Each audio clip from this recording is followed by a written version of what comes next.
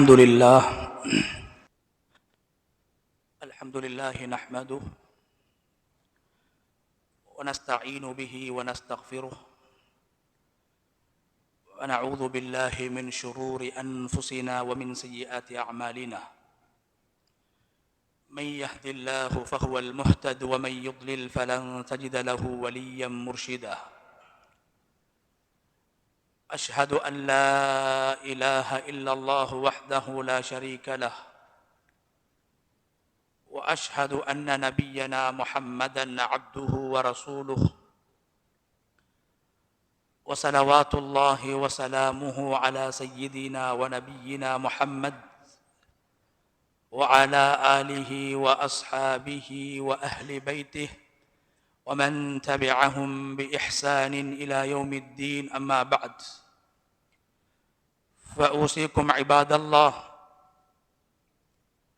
بتقوى الله جل وعلا فقد قال الله تبارك وتعالى في كتابه العزيز أعوذ بالله من الشيطان الرجيم بسم الله الرحمن الرحيم الحج أشهر معلومات فمن فرض فيهن الحج فلا رفث ولا فسوق ولا جدال في الحج وما تفعلوا من خير يعلمه الله وتزودوا فإن خير الزاد التقوى واتقون يا أولي الألباب صدق الله العظيم.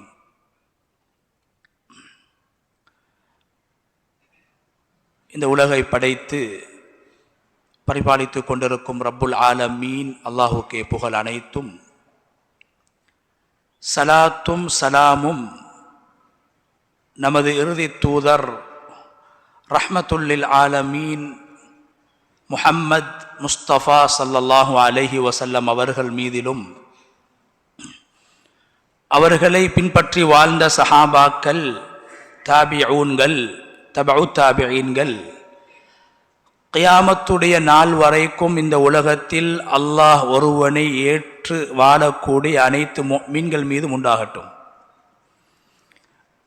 அன்பின் இஸ்லாமிய சகோதரர்களே, அல்லாஹ்வின் நல்லடியார்களே, இந்த உலகத்தில் வாழும் போது எல்லா நிலைகளிலும் அல்லாஹ் ஒருவனை பயந்து தக்வா செய்து கொள்ளுமாறு முதலில் எனக்கும் அப்பால் உங்களுக்கும் வசியத் செய்து கொள்கின்றேன். கண்ணியமான அல்லாஹுடைய நல்லடியார்களே, அல்லாஹு தஆலா கண்ணியமான, உயர்ந்த, ஏற்றுக்கொள்ளப்பட்ட உன்னதமான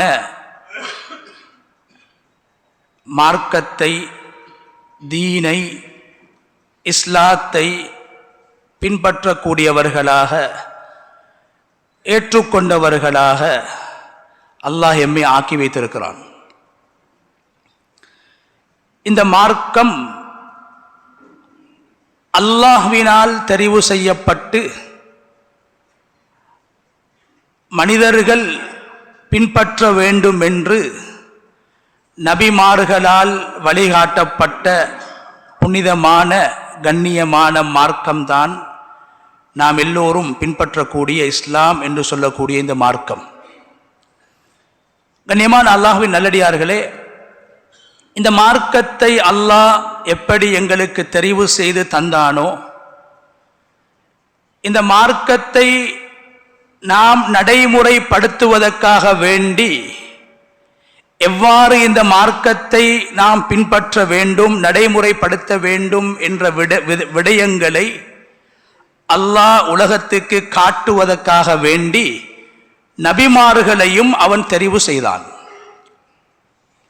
மார்க்கத்தை பற்றி சொல்கிற போது இன்னல்லாஹ இஸ்தஃபா லக்குமுத்தீன், அல்லாஹு தஆலா இஸ்லாம் என்று சொல்லக்கூடிய இந்த மார்க்கத்தை உங்களுக்காக வேண்டி தெரிவு செய்து தந்திருக்கிறான். ஃபலா தமூதுன்ன இல்லா வ அன்தும் முஸ்லிமூன். எனவே நீங்கள் மரணிக்குகின்ற போது முஸ்லீம்களாக மரணிக்க வேண்டும். உங்களுடைய மறுமை வாழ்வு உங்களுக்கு வெற்றிகரமாக அமைய வேண்டுமாக இருந்தால் நீங்கள் முஸ்லீம்களாக மரணிக்க வேண்டும் என்று இஸ்லாம் ஏற்றுக்கொள்ளப்பட்ட மார்க்கம், வெற்றியின் மார்க்கம் என்பதை அல்லாஹ் குர்ஆனில் அடையாளப்படுத்தும் போது இஸ்லாத்தை அல்லாஹ் தான் தெரிவு செய்திருக்கிறான் என்று அல்லாஹ் குர்ஆனில் பல இடங்களில் பேசியிருக்கிறான். அதே போன்று கண்ணியமானவர்களே, உலகத்துக்கு இஸ்லாத்தை சொல்வதற்காக வந்த நபிமார்கள் இவர்களையும் அல்லாஹ் தான் தெரிவு செய்து மனித இனத்தில் இருந்து மனிதர்களாக வாழ்ந்தவர்களை, பிறந்தவர்களை, மனிதர்களோடு சேர்ந்து வாழ்ந்தவர்களை அல்லாஹ் நபிமார்களாக தெரிவு செய்தான். வானத்தில் வாழக்கூடிய மலக்குமார்களை நபியாக அல்லாஹ் தெரிவு செய்யவில்லை. மனிதர்கள் பின்பற்ற வேண்டிய மார்க்கத்தை மனிதர்களால் பின்பற்ற முடியும் என்பதை நிரூபிப்பதற்காக வேண்டி மனித குலத்திலிருந்து நபிமார்களையும் அல்லாஹ் தான் தெரிவு செய்தான். அல்லாஹு யஸ்தஃபி மினல் மலாயிகத்தி ருசுலன் வ மினன் நாஸ். எப்படி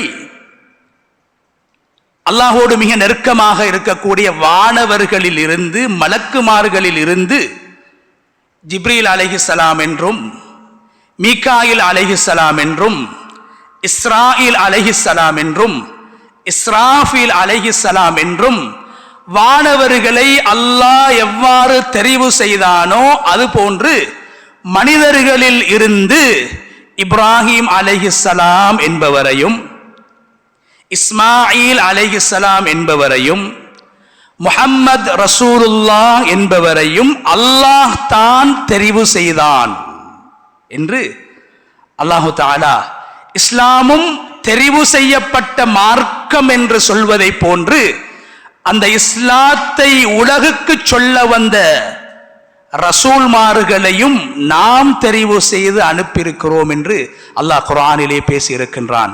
எனவே கண்ணியமான அல்லாஹ்வுடைய நல்லடியார்களே, அதே போன்று இஸ்லாத்துடைய அடிப்படைகள், இஸ்லாத்துடைய அடிப்படை அம்சங்கள் 5. அந்த 5 அம்சங்களில் கடைசியாக உலகத்தில் கடமையாக்கப்பட்டு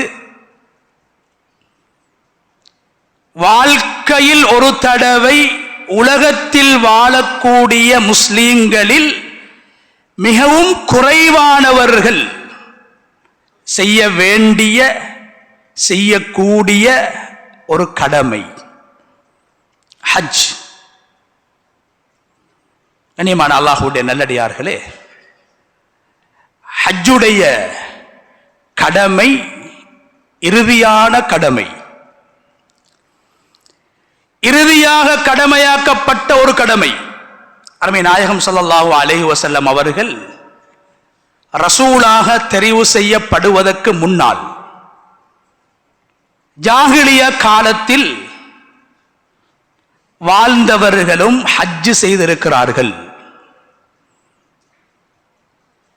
ஜாஹிலிய காலத்தில் வாழ்ந்தவர்களும் இஸ்லாத்துடைய புனிதமான அடையாளங்களை, இஸ்லாத்துடைய புனித ஸ்தலங்களை கண்ணியப்படுத்தியிருக்கிறார்கள், மதித்திருக்கிறார்கள். அந்த அடிப்படையில் தான் நபி ஸல்லல்லாஹு அலைஹி வஸல்லம் அவர்கள் நபியாக தெரிவு செய்யப்படுவதற்கு முன்னால் இருந்து கஅபத்துல்லாவை உள்ளத்தால் நேசித்து கண்ணியப்படுத்தியிருக்கிறார்கள். ஏன்? அந்த ஜாஹிலிய காலத்தில் நபி ஸல்லல்லாஹு அலைஹி வஸல்லம் அவர்கள் ஒரு ஹஜ்ஜும் செய்திருக்கிறார்கள். நபியாக ரசூலாக தெரிவு செய்யப்பட்டு இஸ்லாமிய மார்க்கம் அடையாளப்படுத்தப்பட்டதற்கு பின்னால் 4 உம்ராக்களும் ஒரு ஹஜ்ஜும் நபி அவர்கள் செய்தார்கள். அதுதான் இறுதியான ஹஜ்ஜி, அதுதான் கடைசி ஹஜ்ஜி. ஆனால் நபியாக அனுப்பப்படுவதற்கு முன்னாலும் ஜாஹிலிய காலத்தில் ஹஜ்ஜு செய்யப்பட்ட முறையிலே நபி அவர்களும் ஒரு ஹஜ்ஜு செய்திருக்கிறார்கள். எனவே கண்ணியமான அல்லாஹ்வுடைய நல்லடியார்களே, ஹஜ் என்பது அது இப்ராஹிம் அலைஹிஸ்ஸலாம் அவர்களுடைய காலத்தில் இருந்து உலகத்தில் நடைமுறைப்படுத்தப்பட்ட ஒரு வணக்கமாக இருந்தாலும் இஸ்லாம் அதை கட்டாயமாக, கடமையாக, இறுதியான ஒரு வணக்கமாக நிறைவேற்றப்பட வேண்டும் என்று அல்லாஹ் கட்டளை இட்டிருக்கிறான். ஏனைய கடமைகளை, நோன்பு, ஜகாத், தொழுகை போன்ற கடமைகளை அல்லாஹ் வலியுறுத்துவதை போன்று, சொல்வதை போன்று ஹஜ்ஜை அல்லாஹ் கடமையாக்கவில்லை. மிகவும் வித்தியாசமான ஒரு அமைப்பில், வித்தியாசமான ஒரு முறையில், மிகவும் அழுத்தமாக ஹஜ்ஜுடைய கடமையை அல்லாஹ் குர்ஆனில் முன்வைத்திருக்கிறான். சாதாரணமான ஒரு வணக்கம் கிடையாது. ஏன், ஒரு மனிதன் உலகத்தையே ஆட்சி செய்யக்கூடியவனாக இருந்தாலும் அவன் ஒரு தடவை தான் கட்டாயமான ஹஜ்ஜை நிறைவேற்ற வேண்டும். வாழ்க்கையிலே ஒரு தடவை செய்யப்பட வேண்டிய வணக்கம். அதை அல்லாஹ் மிக அழுத்தமாக அல் குர்ஆனில் முன்வைக்குகின்றான். வலில்லாஹி அலன்னாஸ், இந்த வார்த்தை அகீமுஸ்ஸலா, தொழுங்கள் என்று அல்லாஹ் கட்டளையிடக்கூடிய அந்த கட்டளை, அந்த வார்த்தை பிரயோகத்தை விடவும் வலில்லாஹி அலன்னாஸ் என்ற வார்த்தை பிரயோகம். தொழுகையும் கட்டாயமானது, ஹஜ்ஜும் வசதி உள்ளவர்களுக்கு, ஆரோக்கியத்தோடு வாழக்கூடியவர்களுக்கு கடமைதான். ஆனால் தொழுகையை போன்று, ஜகாத்தை போன்று சாதாரணமாக அல்லாஹ் ஹஜ்ஜை கட்டளை இடவில்லை. வலில்லாஹி அலன்னாஸ், அல்லாஹ்வுக்காக வேண்டி மனிதர்கள் மீது பொறுப்பாக, கடமையாக, விதியாக, சட்டமாக கட்டாயப்படுத்தப்பட்ட ஒன்றாக ஹஜ்ஜி ஆக்கப்பட்டிருக்கிறது. மிக உறுதியாக அல்லாஹ் அதை சொல்கிறான். ஃபமன் கஃபர், ஹஜ்ஜி செய்யாதவர்களை ஹஜ்ஜி செய்யாதவர்கள் என்று அல்லாஹ் சொல்லவில்லை.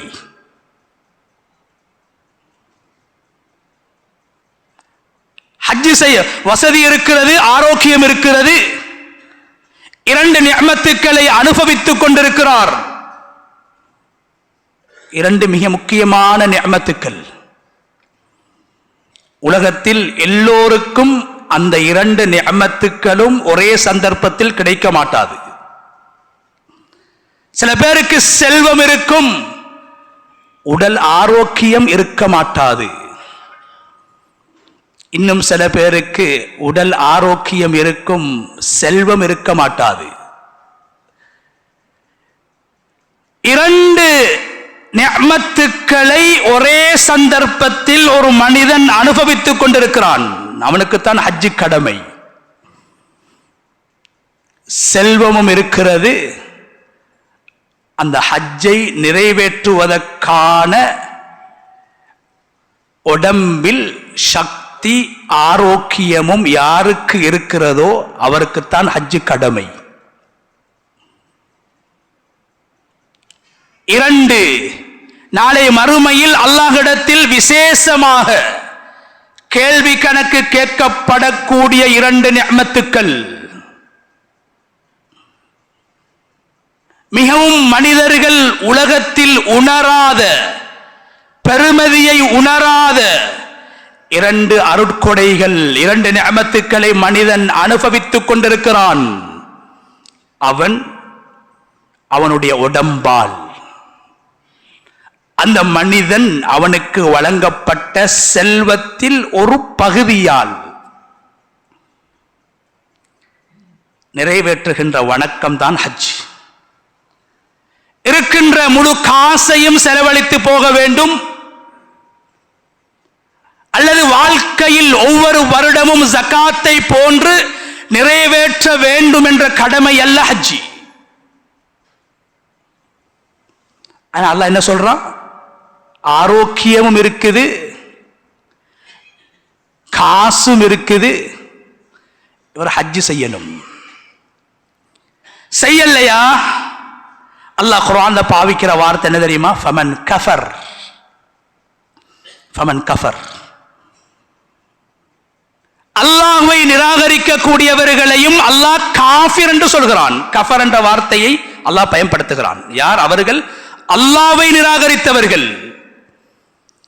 ஹஜ் செய்யாதவர்கள் அல்லாஹ்வை நிராகரிக்கவில்லை, அல்லாஹ்வை ஏற்றுக்கொண்டிருக்கிறாங்க, அல்லாஹ் ஒருவன் என்பதை நம்பி இருக்கிறாங்க. ஆனா அவங்களும் வசதி இருந்தும் ஆரோக்கியம் இருந்தும் ஹஜ் செய்யவில்லை என்றால் அல்லாஹ் அவர்களுக்கு சொல்கிற பெயர் அவர்களும் காஃபிர்கள். எப்படியான காஃபிர்கள்? உலகத்தை பார்த்து, உலகத்தின் படைப்பினங்களை பார்த்து அல்லாஹ் ஒருவன் இருக்கிறான் என்பதை நம்ப வேண்டிய மனிதன் அல்லாஹ்வை மறுக்கிறான், அவனை நாங்கள் காஃபிர் என்று சொல்கிறோம். ஒன்றுமே இல்லாமல் பிறந்த உனக்கு, பிறந்தவுடன் எழுந்து நின்று நடப்பதற்கு கூட முடியாமல் பிறந்த உனக்கு அறிவையும் செல்வத்தையும் ஆரோக்கியத்தையும் நான் வழங்கினேன். அதன் மூலம் நீ செய்ய வேண்டிய ஒரு கடமை இருக்கிறது. அல்லாஹ் கொடுத்த ஆரோக்கியத்தை உலகத்தில் அனுபவித்தவனாக வாழ்கிறேன். அல்லாஹ் கொடுத்த சொத்து செல்வங்களை, பாக்கியங்களை அனுபவித்துக் கொண்டு வாழ்கிறேன். அதற்காக நான் என்ன செய்ய வேண்டும்? அல்லாஹ்வுக்கு நன்றி செலுத்துவதற்காக வேண்டி அல்லாஹ்வின் நிஅமத்துக்களுக்கும் ஆரோக்கியங்களுக்கும் அவனால் வழங்கப்பட்ட பாக்கியங்களுக்கும் நன்றி உள்ள ஒரு அடியானாக மாறுவதுதான் ஹஜ்ஜுடைய அடிப்படையான நோக்கம். அதனாலதான் அல்லாஹ் சொல்றான் ஃபமன் கஃபர். யாரு காஃபிராக மாறிவிட்டாரோ, இந்த இடத்தில் அல்லாஹ் காஃபிர் என்று சொல்வது உடல் ஆரோக்கியத்தோடும் செல்வ செழிப்போடும் வாழ்கிற மனிதன் ஹஜ் இல்லாமல் மௌத்தாகிவிட்டார். இவரை அல்லாஹ் காஃபிர் என்று சொல்கிறான். என்ன காஃபிர்? காஃபிருன் நிஅமா, அல்லாஹ்வுடைய நிஅமத்தை மறுக்கக்கூடியவர். அல்லாஹ் கொடுத்த செல்வம், அல்லாஹ் கொடுத்த ஆரோக்கியம் என்ற இரண்டு நிஅமத்துக்களை இவர் மறுக்கிறார். எனவே அவர் காஃபிர் என்று அல்லாஹு தஆலா அல் குர்ஆனில் மிக கடினமாகவும் அழுத்தமாகவும் ஹஜ்ஜை வலியுறுத்துகின்றான்.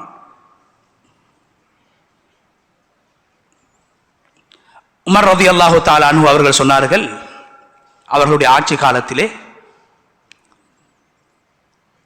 யாரெல்லாம் என்னுடைய ஆட்சி காலத்தில் செல்வத்தையும் ஆரோக்கியத்தையும் அனுபவித்தவர்களாக ஹஜ் செய்யாமல் வாழ்ந்து கொண்டிருக்கிறார்களோ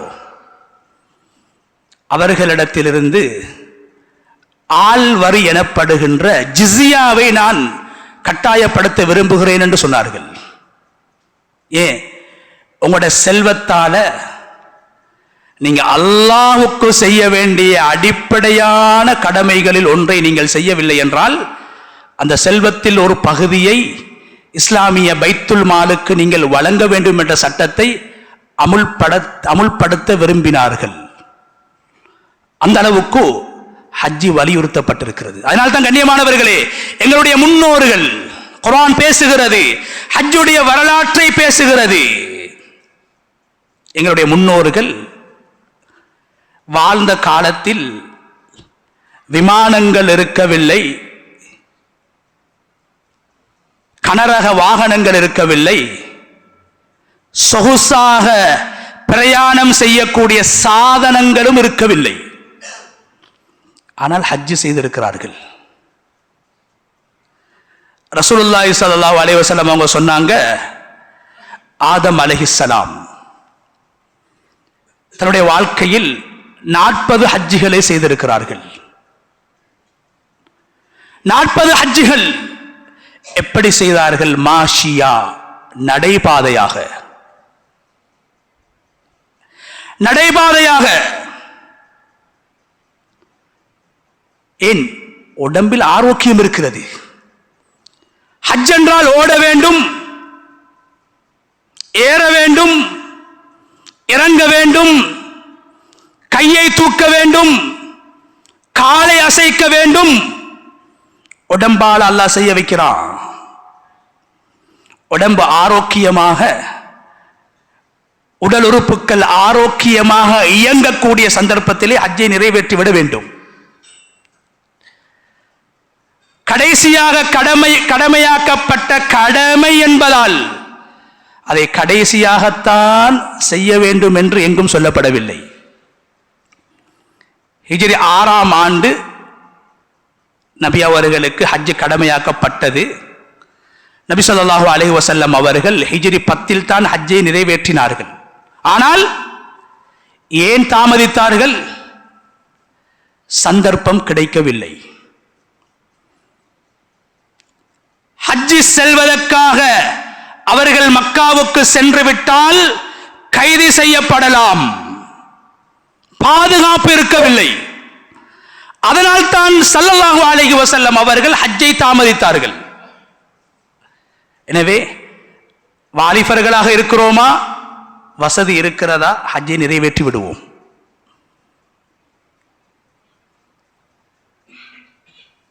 சொன்னாங்க ஸல்லல்லாஹு அலைஹி வஸல்லம், தஅஜ்ஜலு பில் ஹஜ்.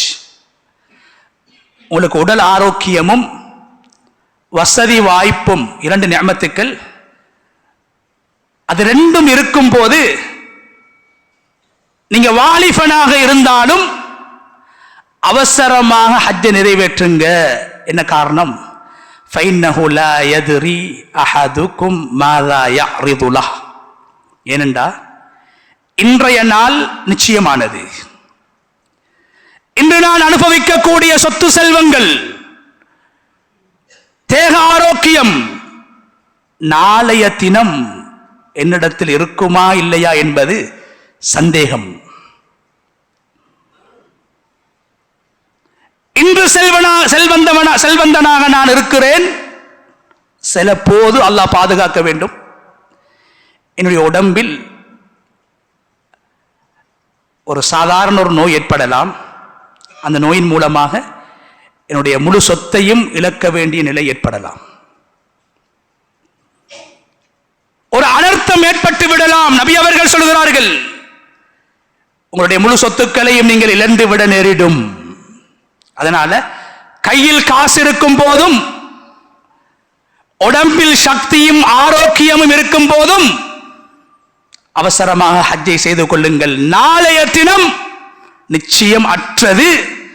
நாளைய தினம் என்ன நடக்கும் என்று யாராலும் சொல்ல முடியாது என்று அருமை நாயகம் ஸல்லல்லாஹு அலைஹி வஸல்லம் அவர்களை சஹாபாக்களுக்கு ஸல்லல்லாஹு அலைஹி வஸல்லம் அவர்கள் அவசரமாக வாலிபர்களாக ஆரோக்கியமாக நீங்கள் வாழுகிற போது அந்த ஹஜ்ஜை நிறைவேற்றி விடுங்கள் என்று சொன்னார்கள். எனவே கண்ணியமானவர்களே, என்னுடைய முன்னோருடைய ஹஜ்ஜை குர்ஆன் பேசுகிறது.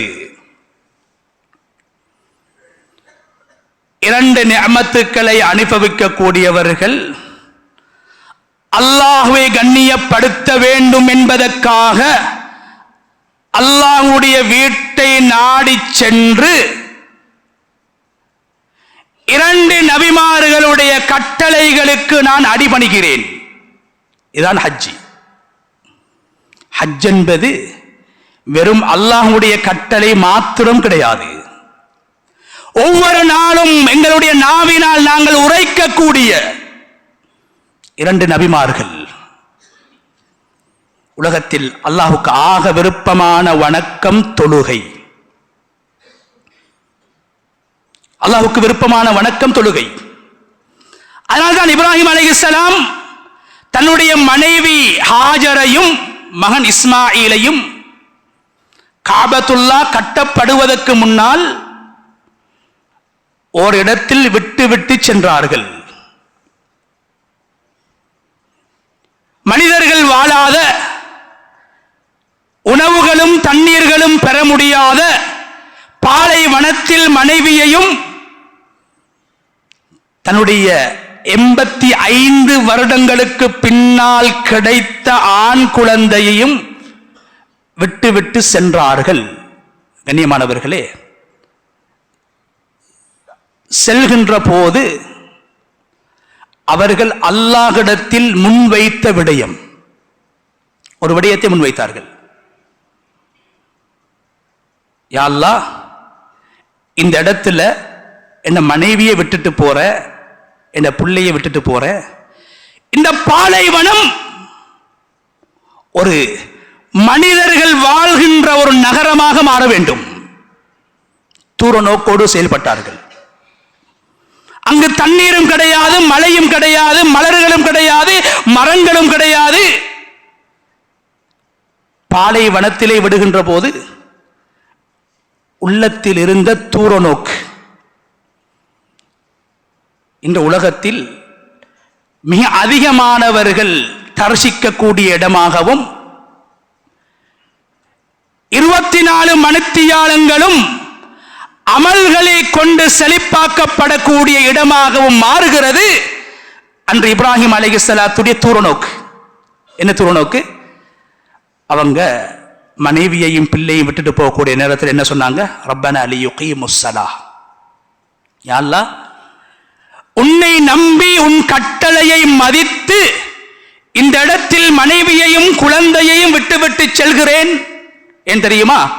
லியுகீமுஸ் ஸலாஹ், அவர்கள் தொழுகையை நிலைநாட்ட வேண்டும்.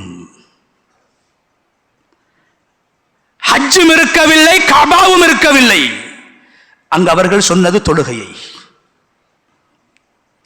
தொழுகையை தான் முதலாவதாக சொன்னார்கள். தொழுவதற்கு இடம் தேவையில்லை, ஒரு திசை இருந்தால் போதும். அங்கு கட்டிடம் இருக்கவில்லை, மரங்களும் இருக்கவில்லை, மலைகளும் இருக்கவில்லை. ஆனால் அல்லாஹ் ஒருவன் இருந்தான். எங்கிருந்தாலும் தொழலாம்.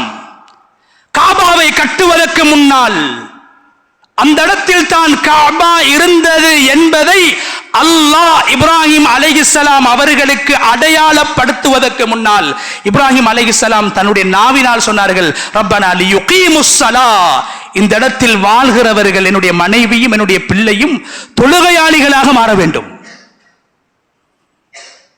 கண்ணியமான அல்லாஹ்வுடைய நல்லடியார்களே, அதனால் தான் இப்ராஹிம் அலைஹிஸ்ஸலாம் அவர்கள் எங்களுக்கு ஹஜ்ஜையும் அரஃபாவையும் மினாவையும் முஸ்தலிஃபாவையும் தவாஃபையும் சாயையும் சொல்லித் தருவதற்கு முன்னால் இப்ராஹிம் அலைஹிஸ்ஸலாம் அவர்கள் எங்களுக்கு சொல்லித் தந்தது 2 விடயங்களை.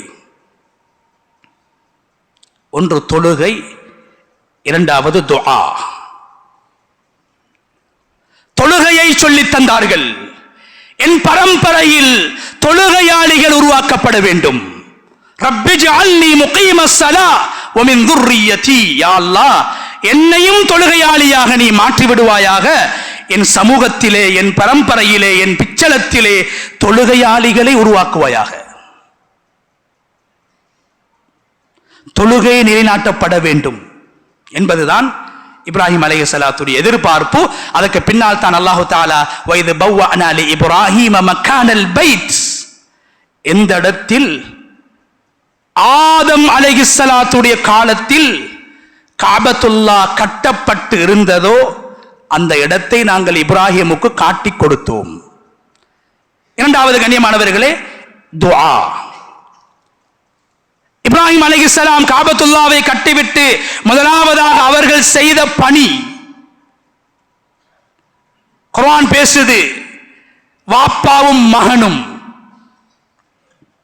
பல தியாகங்களை செய்து பல சோதனைகளுக்கு முகம் கொடுத்த இருவர்,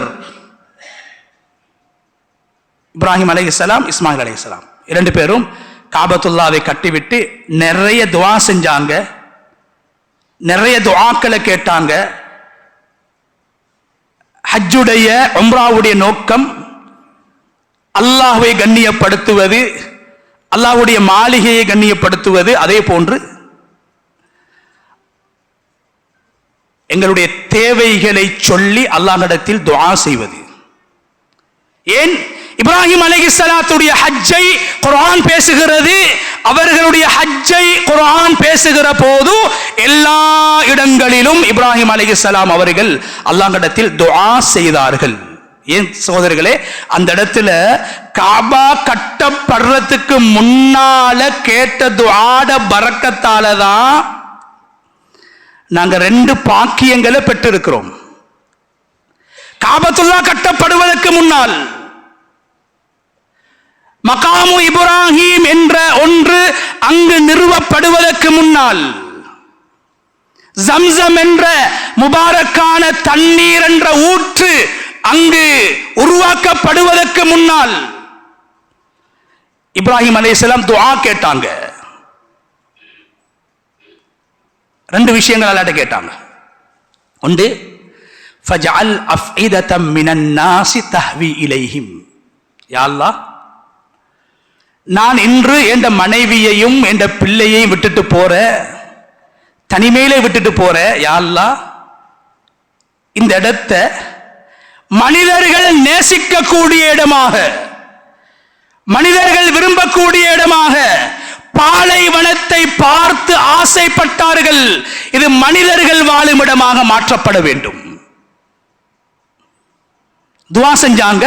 காபத்துல்லா கட்டப்பட்டிருக்கல்ல, தவாஃபும் இருக்கல்ல, சஃபா மர்வாட சாயும் இருக்கல்ல.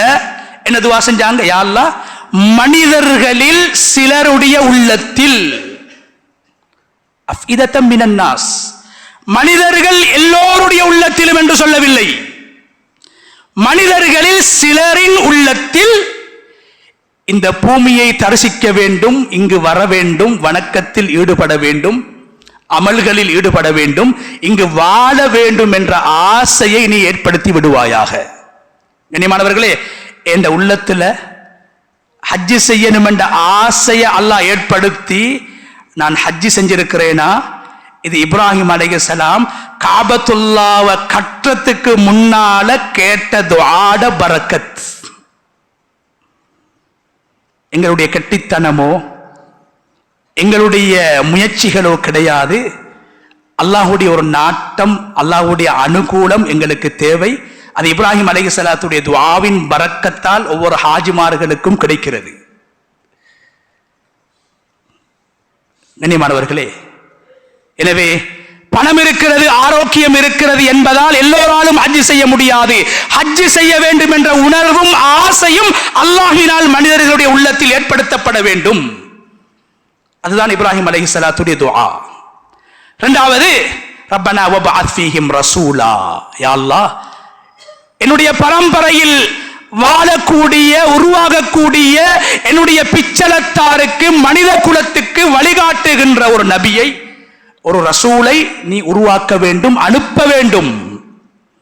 நாம் எல்லோரும் எங்களுடைய உயிரை விட நேசிக்குகின்ற முஹம்மதுர் ரசூலுல்லாஹ் இந்த உம்மத்துக்கு நபியாக, ரசூலாக அனுப்பப்பட்டது இப்ராஹிம் அலைஹிஸ்ஸலாம் காபாவை கட்டுவதற்கு முன்னால் அந்த இடத்தில் கேட்ட துஆ. கண்ணியமானவர்களே, அல்லாஹ்ட மாளிகை காபத்துல்லா கட்டப்படுறதுக்கு முன்னாலேயே அந்த இடத்துல அல்லாஹ் இப்ராஹிம் அலைஹிஸ்ஸலாத்துடைய துஆவை அல்லாஹ் ஏற்றுக்கொண்டான் என்றால், ஏற்றுக்கொண்டிருக்கிறான் என்றால், அல்லாஹ் தந்த ஹலாலான பணத்தையும் அல்லாஹ்வினால் எங்களுக்கு வழங்கப்பட்டிருக்கின்ற ஆரோக்கியத்தையும் அல்லாஹ்வுக்காக பயன்படுத்தி நாம் எல்லோரும் விரும்புகின்ற எங்களுடைய தேசத்தை, எங்களுடைய வீடை, எங்களுடைய தொழில் துறவுகளை, சில போது நாம் சேர்ந்து வாழ்கின்ற மனைவி மக்களை விட்டுவிட்டு ஓரிரண்டு நாட்கள் அல்ல, ஹஜ்ஜுடைய அமல் 5-6 நாட்களில் செய்து முடிக்கலாம். ஆனால் ஹஜ்ஜு செய்வதற்கான காலம், குர்ஆனில் ஹஜ்ஜுக்காக வேண்டி மனிதர்கள் காபாவை நோக்கி பயணிக்கக்கூடிய காலம் 5-6 நாட்கள் அல்ல, குர்ஆன் சொல்லுது 70 நாட்கள். நோன்பே 1 மாசம் தான். ஆனா ஹஜ் செய்ய வேண்டிய காலம், அல் ஹஜ்ஜு அஷ்ஹுரும் மஅலூமாத், 5 நாட்களில் தான் ஒரு மனிதன் ஹஜ்ஜை செய்கிறார். ஆனா அதற்கான ஏற்பாடு வரலாற்று நெடுகிலிருந்து 70 நாட்களுக்கு மேலாக நடந்து கொண்டிருக்கிறது. ஏன்? ஷவ்வாலுடைய தலைப்பிறை கண்டதிலிருந்து ஹஜ்ஜுடைய மாதம் ஆரம்பிக்குகிறது. ஹஜ்ஜு செய்ய வேண்டிய மாதம் ஆரம்பிக்குகிறது. ஷவ்வால், துல்காதா, துல்ஹிஜ்ஜாவுடைய 10 நாட்கள், கிட்டத்தட்ட 70 நாட்கள். ரமலானுடைய மாதத்தில் நோன்பு பிடித்தோம். ரமலானுடைய மாதத்தையும் சேர்த்தா அங்கேயும் ஒரு மாசம். ரமலானுடைய நோக்கம் என்ன? லஅல்லக்கும் தத்தகூன், நீங்க தக்வாதாரிகளாக மாறணும். கண்ணியமானவர்களே, ரமலான் நோன்பு நாங்க எல்லாரும் பிடிக்கிறோம். உடல் ஆரோக்கியம் உள்ளவங்க எல்லாம் பிடிக்கிறோம். ரமலானுடைய நோக்கங்கள்ல 2வது நோக்கம் என்ன தெரியுமா? செல்வந்தர்கள் ஹஜ்ஜுக்காக வேண்டி அவர்களை தயார்படுத்துகின்ற முதல் கட்டம். நாங்க நினைக்க கூடாது ஷவ்வால், துல்காதா, துல்ஹிஜ்ஜா தான் ஹஜ்ஜுடைய காலம் என்று. ரமலானுடைய ஒரு மாத நோன்பும் இந்த வருடமோ எந்த வருடமோ ஹஜ்ஜுக்காக செல்லக்கூடியவர் தன்னை தயார்படுத்தக்கூடிய ஒரு காலம். ஏன்? ரமலான்லையும் அல்லாஹ் எங்களுக்கு தந்த பயிற்சி என்ன? ஹலாலையும் ஹராமாக்க வேண்டும். ஹலால் சாப்பிடுவது ஹலால், தண்ணீர் அருந்துவது ஹலால், ஹலாலான முறையில் உணர்வுகளை, ஆசைகளை அடக்குவது ஹலால். அந்த ஹலாலான அம்சங்களையும் ஒரு மனிதன் ஒரு மாதம் அல்லாஹ்வுக்காக விடுறாரு. இதே பயிற்சியின் தொடர்தான் ஒரு ஹாஜி குறைந்தது 5 நாள், குறைந்தது 5 நாள் அல்லாஹ்வுக்காக வேண்டி அவருக்கு அனுமதிக்கப்பட்ட அலங்காரம், அவர் தன்னை அழகுபடுத்துவதற்காக வேண்டி பாவித்த விடயங்கள், அவரோடு வந்திருக்கக்கூடிய அவருடைய ஹலாலான ஆசைகளை தீர்ப்பதற்காக வேண்டி அல்லாஹ்வினால் வழங்கப்பட்ட மனைவி, இது போன்ற விடயங்களை விட்டும் அவர் தூரமாக வேண்டும். இந்த பயிற்சி அல்லாஹ் ரமலானில் அந்த ஹாஜியை ஏனைய முஸ்லிம்களோடு சேர்த்து ஒரு மாத காலம் ஹலாலை விடுகின்ற பயிற்சியை கொடுத்து ஹஜ்ஜுக்காக அல்லாஹ் அவரை தயார்படுத்துகிறார். சாதாரணமான ஒரு வணக்கம் கிடையாது ஹஜ். எனவே கண்ணியமானவர்களே, என்னுடைய முன்னோர்களுடைய ஹஜ்ஜை குர்ஆன் பேசுகிறது. இப்ராஹிம், நீங்க மனிதர்களுக்கு சொல்லுங்க ஹஜ்ஜுக்கு வர சொல்லி. ஏன்? நீங்க தானே துஆ செஞ்சீங்க, என்ற மனைவியையும் பிள்ளையையும் விட்டுட்டு போற இந்த இடத்துக்கு மனிதர்கள் வரணும், மனிதர்கள் வாழ்ந்தாத்தான் வந்தாத்தான் என் மனைவியும் பிள்ளைகளும் இங்கு வாழ்வாங்க, வளருவாங்க, இருப்பாங்க, பாதுகாக்கப்படுவாங்க, இங்கு மனித குலம் உருவாக்கப்பட வேண்டும் என்று நீங்கள் ஆசைப்பட்டீர்கள். எனவே வஅذின் ஃபின்னாஸி பில் ஹஜ். எனவே இப்ராஹிம், நீங்களே மக்களுக்கு அழைப்பு விடுங்கள். அந்த காலத்தில் ஹஜ்ஜுக்கு வரக்கூடிய கூட்டம் 2 விதமாக வருவாங்க. இன்னைக்கு நாங்க 3 விதமாக போறோம் ஹஜ்ஜுக்கு உலகத்திலிருந்து. சில பேர் விமானத்தில், சில நாடுகள்ல இருந்து கப்பல்கள்ல, சில நாடுகள்ல இருந்து வாகனங்கள்ல வாராங்க.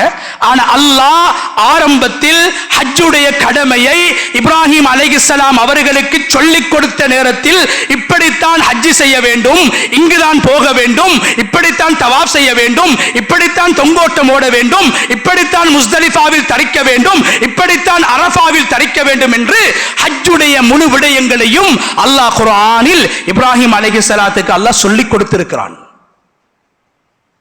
இப்ராஹிம் அலைஹிஸ்ஸலாம் நினைத்த பிரகாரம் ஹஜ்ஜி செய்யவில்லை, நினைத்த பிரகாரம் ஹஜ்ஜி செய்யவும் முடியாது, ஒரு வழிகாட்டி இல்லாமல் ஹஜ்ஜை செய்யவும் முடியாது. ஏன்? காபத்துல்லாவை கட்டிட்டு அவங்க கேட்ட துஆக்கள்ல ஒன்றுதான் அரினா மனாசிகனா. யா அல்லாஹ், காபத்துல்லாவை கட்ட சொல்லிட்டாய், கட்டி முடிச்சிட்டோம், ஹஜ்ஜி செய்யற எப்படின்னு எங்களுக்கு காட்டித்தா, சொல்லித்தா என்று சொல்லவில்லை, அரினா எங்களுக்கு காட்டித்தா. ஜிப்ரீல் அலைஹிஸ்ஸலாம் அவர்களின் மூலமாக அல்லாஹ் இப்ராஹிம் அலைஹிஸ்ஸலாம் அவர்களுக்கு இதுதான் அரஃபா, இதுதான் மினா, இதுதான் முஸ்தலிஃபா. மனித புத்தியினால் அவைகளை உருவாக்க முடியாது, அல்லாஹ்வினால் காட்டி கொடுக்கப்பட்ட இடங்கள். அதனால்தான் உலகத்தில் அல்லாஹ் மிக கண்ணியமாக பேசக்கூடிய 10 நாட்கள். ஒரு ஹாஜி ஹஜ்ஜுடைய வணக்கத்தில் ஈடுபடுகின்ற 10 முக்கியமான நாட்களின் மீது அல்லாஹ் குர்ஆனில் சத்தியம் செய்திருக்கிறான். வலயாலின் அஷ்ர், 10 இரவுகள் மீது சத்தியமாக. வஸ்குருல்லாஹ ஃபீ அய்யாமின் மஅலூமாத், லைலத்துல் கத்ரை மறைத்த ரப்பு. ஒரு ஹாஜி ஹஜ்ஜி செய்ய வேண்டிய, அல்லாஹ்வை திக்ர் செய்ய வேண்டிய, துஆ செய்ய வேண்டிய, தௌபா செய்ய வேண்டிய, இஸ்திக்ஃபார் செய்ய வேண்டிய இரவுகளையும் பகல்களையும் அல்லாஹ் மறைக்கவில்லை, காட்டிக் கொடுத்திருக்கிறான். அந்த இரவுகள் மீது அல்லாஹ் குர்ஆனில் சத்தியம் செய்திருக்கிறான். ஒரு ஹாஜி அல்லாஹ்வுக்காக வேண்டி காசையும் பணத்தையும் செலவு செய்து ஆரோக்கியத்தை பயன்படுத்தி தான் விரும்புகின்ற ஊரையும் குடும்பத்தையும் விட்டுவிட்டு அல்லாஹ்வுக்காக வேண்டி ஒரு முஜாஹிதை போன்று, ஒரு போராளியை போன்று தனது பணத்தையும் தனது உடம்பையும் எடுத்துக்கொண்டு போய் செய்கின்ற அந்த வணக்கத்தை நிறைவேற்றுகின்ற அந்த காலத்தின் மீதும் அல்லாஹ் குர்ஆனில் சத்தியம் செய்திருக்கிறான். அந்த ஊரின் மீதும் அல்லாஹ் சத்தியம் செய்திருக்கிறான். லா உக்ஸிமு பிஹாதல் பலத். ஹஜ் செய்ய வேண்டுமாக இருந்தால் பிரயாணத்தை மேற்கொள்ள வேண்டும். ஷைத்தான் விரும்பாத, ஷைத்தானின் முதுகை உடைக்குகின்ற 2 விடயங்களையும் ஒவ்வொரு ஹாஜியும் செய்ய வேண்டும். என்ன 2 விடயங்கள்? ஒன்று, அல்லாஹ்வுக்காக வேண்டி அல்லாஹ் கொடுத்த செல்வத்தில் ஒரு பகுதியை செலவு செய்வது. இது ஷைத்தானுக்கு விருப்பம் இல்ல. அதனால அல்லாஹ் குர்ஆன்ல சொல்றான், அஷ்ஷைத்தானு யஇதுகுமுல் ஃபக்ர். ஷைத்தான் சொல்வான், நீ ஹஜ் செஞ்சிராத, நீ லொஷ்டாகிடுவாய். நீ ஹஜ் செஞ்சிடாத, நீ ஏழையாயிடுவாய். 25 லட்சம் போயிடும், 23 லட்சம் போயிடும். வறுமையை ஷைத்தான் உங்களுக்கு காட்டி உங்களை வழிகெடுக்கிறான். ஒரு ஹாஜி சொல்றார், இல்ல நான் ஏழையாக மாட்டேன், இது அல்லாஹ்வுடைய கட்டளை, செலவழிப்பதை அல்லாஹ் எனக்கு திருப்பி நிச்சயமாக தருவான். ஹஜ்ஜுக்கு முன்னால் வாழ்ந்த வாழ்க்கையை விட சிறந்த வாழ்வை அல்லாஹ் எனக்கு தருவான் என்று ஷைத்தானுடைய முதுகை உடைத்து விட்டு போகிறார் நாட்டிலிருந்து. அதனாலதான் ஹாஜிட துஆ ஏற்றுக்கொள்ளப்படுது. அதனாலதான் ஹாஜிக்கு சொர்க்கம், அதனாலதான் ஹாஜிக்கு மன்னிப்பு, அதனாலதான் ஹாஜி யாரு மன்னிப்பு கேட்கிறார் அவருக்கு மன்னிப்பு. ஏன்? ஷைத்தாண்ட முதுக ஊர்ல உடைச்சிட்டாரு. 2வது ஷைத்தானுக்கு விருப்பம் இல்லாத ஒன்று என்ன? ஹிஜ்ரத். தான் விரும்புகின்ற பூமி, தான் விரும்புகின்ற குடும்பம், தான் பிறந்த இடத்தை விட்டும் பிரிவது மிகவும் வேதனையானது, மிகவும் கஷ்டமானது. அதனால்தான் உலகத்துக்கு அனுப்பப்பட்ட எல்லா ரசூல்மார்களும் எல்லா நபிமார்களும் பிறந்த இடத்தில் வாழவில்லை, அங்கிருந்து அவர்கள் சென்றார்கள், ஹிஜ்ரத் செய்திருக்கிறார்கள். இப்ராஹிம் அலைஹிஸ்ஸலாம் ஒரு ஹாஜியாக குர்ஆனில் பேசப்படுவதை விட அதிகமாக ஒரு முஹாஜிராக அல்லாஹ்வுக்காக வேண்டி தான் பிறந்த இடத்தை விட்டும் வேறு பிரதேசத்துக்கு ஹிஜ்ரத் செய்தார் என்று குர்ஆன் பேசியிருக்கிறது. எனவே ஷைத்தானுக்கு 2வது விருப்பமில்லாத விஷயம்தான் ஒரு மனிதன் தான் விரும்புகிற இடத்திலிருந்து வெளியாகி போறது அல்லாஹ்வுக்காக வேண்டி. 2யும் ஒரு ஹாஜி செஞ்சுட்டு போறாரு. அல்லாஹ் எப்படி கண்ணியப்படுத்துறான், சுப்ஹானல்லாஹ். சொன்னாங்க ஸல்லல்லாஹு அலைஹி வஸல்லம், ஒரு ஹாஜி அவர் வீட்டிலிருந்து அவர் பிரயாணத்தை ஆரம்பிக்கிறாரு. அவர் வாகனத்துல ஏர்போர்ட்டுக்கு போவாரு, அங்கிருந்து விமானத்துல போவாரு. நபி அவங்க அழகான உதாரணத்தை சொன்னாங்க. ஒரு சஹாபியை பார்த்து சொன்னாங்க, யா ரசூலல்லாஹ். அவர் கேட்டாரு, யா ரசூலல்லாஹ், நான் ஹஜ்ஜுக்காக வந்திருக்கிறேன், எனக்கு என்ன கிடைக்கும்? மனைவி கேட்டாங்க, ஆயிஷா, யா ரசூலல்லாஹ், ஹஜ்ஜுக்காக உம்ராவுக்காக வாரேன், என்ன கிடைக்கும்? நபி அவங்க சொன்னாங்க, ஆயிஷா, நீ இந்த ஹஜ்ஜுக்காக உம்ராவுக்காக எவ்வளோ செலவழிச்சிருக்கிறாயோ ஓண்ட செலவுக்கு ஏத்த கூலி கிடைக்கும்.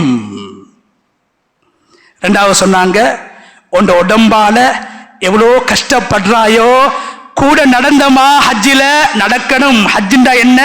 2 விஷயங்கள், ஹரகாத்துன் வசகனாத். சில இடத்துல அசையணும், சில இடத்துல அமைதியா இருக்கிறது. இதான் ஹஜ். இதான் ஹஜ்ஜி. ஹரகாத்துன் வ ஸகனாத். 5 நாட்கள்ல சில இடங்கள்ல அசையணும், ஓடணும், ஏறணும், இறங்கணும். சில இடத்துல அமைதியாக இருக்கணும். இதான் ஹஜ். தொழுகையிட ஆரம்பம் தக்பீர், கடைசி சலாம் மாறி. ஹஜ்ஜண்டா என்ன? அசைவுகளும் அமைதிகளும். சொன்னாங்க ரசூலுல்லாஹ், ஆயிஷா, நீ ஹஜ்ஜில எனக்கு எந்த அளவுக்கு டயர்ட் வருமோ, எந்த அளவுக்கு வருத்தம் வருமோ, எந்த அளவுக்கு உன் உடம்புல நோவுகள் ஏற்படுமோ, அந்த அளவுக்கு உனக்கு நன்மை. வீட்டில இருந்து ஹாஜி வெளியாகிறாரு, சொன்னாங்க ஸல்லல்லாஹு அலைஹி வஸல்லம், அவர் ஒட்டகத்துல போகலாம், கழுதையில போகலாம், எதில் போனாலும், நடந்து கூட போகலாம். ஏன் எங்களுடைய முன்னோர்கள் நடந்து ஹஜ்ஜி செய்திருக்கிறார்கள். குர்ஆன் சொல்லுது, இப்ராஹிம் மக்களுக்கு சொல்லுங்க ஹஜ்ஜிக்கு வர சொல்லி. அல்லாஹ் முதலாவது சொல்ற கூட்டம் யார் தெரியுமா? யாத்தூக ரிஜாலா. அவங்க நடந்து வருவாங்க. மக்காலிருந்து மட்டுமில்ல, விமானங்கள் இல்லாத காலத்தில் பல மேதைகள், அவுலியாக்கள், நபிமார்கள் கூட நடந்து போய் ஹஜ்ஜி செய்திருக்கிறார்கள். அதனால் தான் அல்லாஹ் ஹஜ்ஜுடைய காலத்தை குர்ஆன்ல 70 நாட்கள் என்று சொல்றான். இன்னைக்கு 6 மணித்தியாலத்துல போய் சேர்ந்துடுறோம், 7 மணித்தியாலத்துல போய் சேர்ந்துடுறோம். அல்லாஹ்வுடைய அருள். ஆனா ஒரு காலம் 2 மாசம், 3 மாசம், 4 மாசம், 6 மாசம் நடந்திருக்கிறாங்க. சில பேர் ஹஜ்ஜுக்காக வருவார்கள், வார வழியிலே நடந்து நடந்து நடந்து வழி தாங்க முடியாமல் மரணித்து விடுவார்கள். சில பேர் நடந்து ஒட்டகத்துல வருவாங்க. 2 மாசம் 3 மாசம் மேடு பள்ளம், சூடு மலை உஷ்ணம், அவங்களோட ஒட்டகம் களைப்பாகி ஒட்டகம் இறந்துவிடும். கையில கொண்டு வந்த காசி முடிஞ்சிடும். என்ன செய்வாங்களாம்? எந்த ஊர்ல ஒட்டகம் செத்திச்சோ, ஒட்டகம் வாங்குறதுக்கு காசு இல்லையோ, அந்த ஊர்ல கூலி தொழில் செய்வார்கள். முன்னோர்களுடைய ஹஜ். வீட்டில இருந்து ஒட்டகத்துல வாராரு, ஆயிரக்கணக்கான மைல்களை கடக்கும் போது அந்த ஒட்டகம் மெலிந்து விடும். குர்ஆன் சொல்லுது, வஅலா குல்லி லாமிர். சில பேர் நடந்து வருவாங்க, வார வழியிலே மௌத்தா போயிடுவாங்க. சில பேர் ஒட்டகத்துல வருவாங்க. அல்லாஹ்வே சொல்றான், வஅலா குல்லி லாமிர். அவங்க வார ஒட்டகம் மெலிந்து விடும். ஏன்? நீண்ட பிரயாணம், நீண்ட பிரயாணம். மெலிந்த ஒட்டகங்களில் வருவார்கள். ஊரிலிருந்து வருகின்ற போது மெலிந்த ஒட்டகம் கிடையாது, ஊரிலிருந்து வரும்போது கொளுத்த ஒட்டகம். ஆனா மக்காக்கு வந்து சேரும் போது அந்த ஒட்டகம் மெலிந்து விடும். சில போது ஒட்டகம் இடையில் செத்துவிடும். மீண்டும் ஒரு ஒட்டகத்தை வாங்குவார்கள், கழுதையை வாங்குவார்கள், குதிரையை வாங்குவார்கள், அதில் பிரயாணம் செய்வார்கள். அதுவும் செத்துவிடும், மரணித்துவிடும். கையில் காசு கிடையாது, உண்பதற்கும் காசு கிடையாது, பிரயாணத்தை மேற்கொள்வதற்கும் காசு கிடையாது, திரும்பி செல்வதற்கும் மனம் கிடையாது. என்ன செய்வார்கள்? அந்த ஊரிலே பெரும் பெரும் உலமாக்கள், பெரும் பெரும் அல்லாஹ்வுடைய இறைநேசர்கள், சாலிஹீன்கள் சாதாரண கூலி தொழில்களில் ஈடுபடுவார்கள். மாதக்கணக்காக ஈடுபட்டதுக்கு பின்னால் கொஞ்சம் கையில காசை சேர்ப்பாங்க, ஒரு ஒட்டகத்தையோ கழுதையோ வாங்குவாங்க, மீண்டும் பிரயாணத்தை ஆரம்பிப்பாங்க. குர்ஆன் அவங்களை பத்தி பேசுது. கண்ணியமானவர்களே, இந்த ஹாஜி பிரயாணம் செய்யும் போது அவருடைய தொலைவின் அளவுக்கு அவர் நடந்து போனா, அவர் போறாரு பிளைட்ல தான். நபி சொன்னாங்க, நடந்து போனா அவர் எத்தனை எட்டுக்களை வைப்பாரோ, ஒவ்வொரு எட்டுக்களுக்கும் அவருடைய ஒரு பாவம் மன்னிக்கப்பட்டு ஒரு நன்மை கிடைக்கும். சுப்ஹானல்லாஹ். எத்தனை 1000 மைல்கள் ஒவ்வொரு ஹாஜிகளும் பிரயாணம் செய்கிறார்கள். அந்த அளவு பாவங்களும் மன்னிக்கப்பட்டு நன்மைகளும் கிடைக்கிறது. காபாவை காண்பதற்கு முன்னால் அல்லாஹ் அவர்களை மன்னித்து விடுகிறான். அதனால தான் அவங்களோட துவா சக்தி வாய்ந்தது. ஹாஜிட துவா பவர்ஃபுல், ஹஜ் சக்தி வாய்ந்தது. உமர் ரலியல்லாஹு அன்ஹு இஹ்ராமோடு வருகிறார்கள், சாதாரண உம்ராவுக்காக வருகிறார்கள். நபி அவங்க கேட்கிறாங்க, உமரே எங்க போறீங்க? யா ரசூலல்லாஹ், உம்ராவுக்காக போறேன். என்ன சொன்னாங்க ஸல்லல்லாஹு அலைஹி வஸல்லம்? லா தன்சனா ஃபீ துஆஇக யா உஹை. என்னுடைய அன்பு சகோதரனே, என்னுடைய அன்பு சகோதரனே, உன்னுடைய துஆவில் என்னை மறந்து விடாதே. நபி ஸல்லல்லாஹு அலைஹி வஸல்லம், ஹாஜிமார்களிடத்தில் துஆவை பெற்றுக்கொள்வோம். நபி அவங்க சொன்னாங்க, ஒரு ஹாஜி அவருடைய துஆவையும் அல்லாஹ் ஏற்றுக்கொள்றான். அவர் யாருக்காக துஆ செய்கிறாரோ அவங்களோட துஆவையும் அல்லாஹ் ஏற்றுக்கொள்றான். ஒரு மனிதன் உலகத்தில் கேட்கின்ற துஆக்களில் ஆக சிறந்த துஆவை ஒவ்வொரு ஹாஜிமார்களும் பெற்றுக் கொள்கிறார்கள். ஹைர் துஆ துஆஉ யௌமி அரஃபா.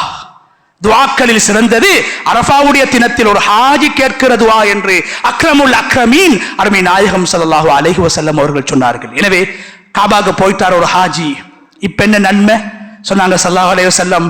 அல்லாஹ்வுடைய மாளிகையை பார்த்து கொண்டு, அல்லாஹ்வுடைய வீட்டை பார்த்து கொண்டு, நான் மரணிக்கிறதுக்கு முன்னால உலகத்தில் நான் காண வேண்டும் என்று என்னுடைய 2 கண்களினால் நான் காபாவை காண வேண்டும் என்ற ஆசையோடு தான் உலகத்தில் ஒவ்வொரு ஏழைகளும் செல்வந்தர்களும் வாழ்ந்து கொண்டிருக்கிறார்கள். அந்த காபாவை கண்ணால் கண்டவுடன் அல்லாஹ்வுடைய மாளிகையை தன்னுடைய காலினால் அவர் மிதித்து தவாஃப் செய்கின்ற போது அருமை நாயகம் ஸல்லல்லாஹு அலைஹி வஸல்லம் அவங்க சொன்னாங்க, தவாஃபுடைய ஒவ்வொரு எட்டுகளுக்கும் அல்லாஹ் அவருடைய 10 பாவங்களை மன்னித்து 10 நன்மைகளை வழங்கி மறுமையில் சுவர்க்கத்தில் சுவர்க்கவாதிகளுக்கு கிடைக்க இருக்கின்ற சுவர்க்க அந்தஸ்துகளில் 10 அந்தஸ்துக்களை அல்லாஹ் உயர்த்துகிறான் தவாஃபில் எடுத்து வைக்கக்கூடிய ஒவ்வொரு எட்டுகளுக்கும்.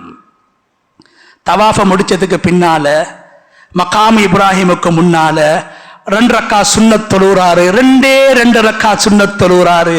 கண்ணியமான அல்லாஹ்வுடைய நல்லடியார்களே, அந்த 2 ரக்காத் தொழுகையிட சிறப்பு என்ன தெரியுமா? சொன்னாங்க ஸல்லல்லாஹு அலைஹி வஸல்லம், குர்ஆன் சொல்லுது, மா அதராக மல் அகபா, நரகத்தை விட்டு உங்களை பாதுகாக்கக்கூடிய, நரகத்தின் கதவை மூடக்கூடிய ஒரு செயலை உங்களுக்கு நான் கூறவா என்று அல்லாஹ் குர்ஆன்ல சொல்றான். ஃபக்கு ரகபா, அடிமையை உரிமையிடுவது. ஒரு அடிமையை உரிமையிட்டால் அந்த மனிதர் நரகமே செல்ல மாட்டார், குர்ஆன் பேசுது. ஆனா தவாஃப் செஞ்சிட்டு ஒரு மனிதன் தொழுற 2 ரக்காத் சுன்னத்து சொன்னாங்க ஸல்லல்லாஹு அலைஹி வஸல்லம், சாதாரண குடும்பம் அல்ல, இந்த உலகத்தில காசு கொடுத்து ஒருவரை விடுதலை செய்வதுதான் அடிமையை உரிமையிடுவது. உலகத்தில் ஆக பெருமதியான குடும்பம் குறைஷி பரம்பரை. அந்த குறைஷிகளின் ஆரம்பம் இஸ்மாயில் அலைஹிஸ்ஸலாம். சொன்னாங்க ஸல்லல்லாஹு அலைஹி வஸல்லம், இஸ்மாயில் அலைஹிஸ்ஸலாத்துடைய பிள்ளைகளில் ஒரு பிள்ளை, மகன்களில் ஒரு மகன் அடிமையாக இருந்து அவரை பணம் கொடுத்து வாங்கினால் அது எவ்வளவு பெரிய பாக்கியமோ, அந்த பாக்கியத்தை, நன்மையை தவாஃபை முடித்துவிட்டு தொழுகின்ற 2 ரக்காத் சுன்னத்துக்கு அல்லாஹ் கொடுக்கிறான். அதுக்கு பின்னால சஃபா மருவா முக்கியமான அமல். சஃபா மருவால தொங்கோட்டம் ஓடுவாங்க. கண்ணியமான அல்லாஹ்வுடைய நல்லடியார்களே, சஹாபாக்கள் கேட்டாங்க, யா ரசூலல்லாஹ், என்ன நன்மை கிடைக்கும்? சஃபா மருவால ஓடுற மட்டும்தானா? இல்ல.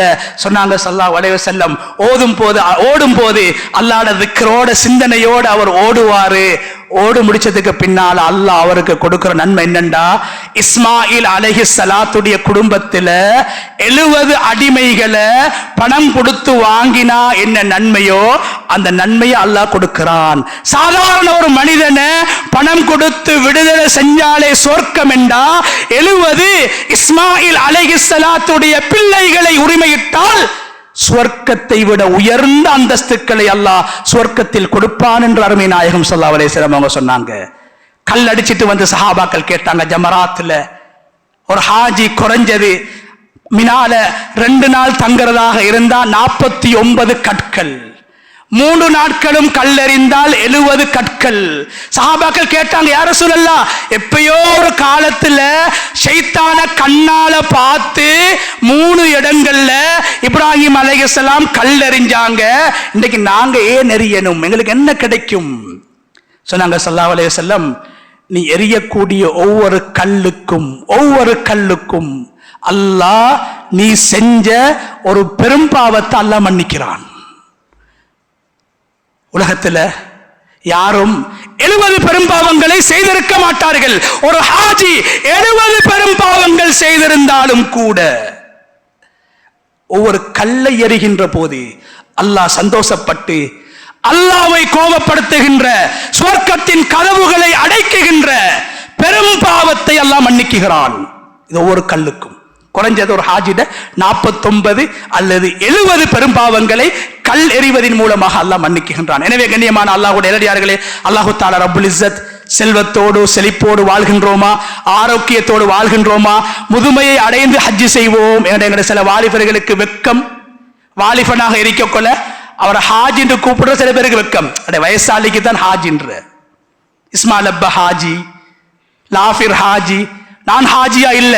கண்ணியமானவர்கள், அது கண்ணியமான ஒரு பேர். அந்த நோக்கம் வந்துடப்படாது. அந்த நோக்கம் வந்துடப்படாது. ஹாஜ்னா என்ன? அல்லாஹ்வுடைய வீட்டை நாடி குடும்பத்தையும் செல்வத்தையும் குடும்பத்தையும் தொழிலையும் விட்டு விட்டு சென்றவர்.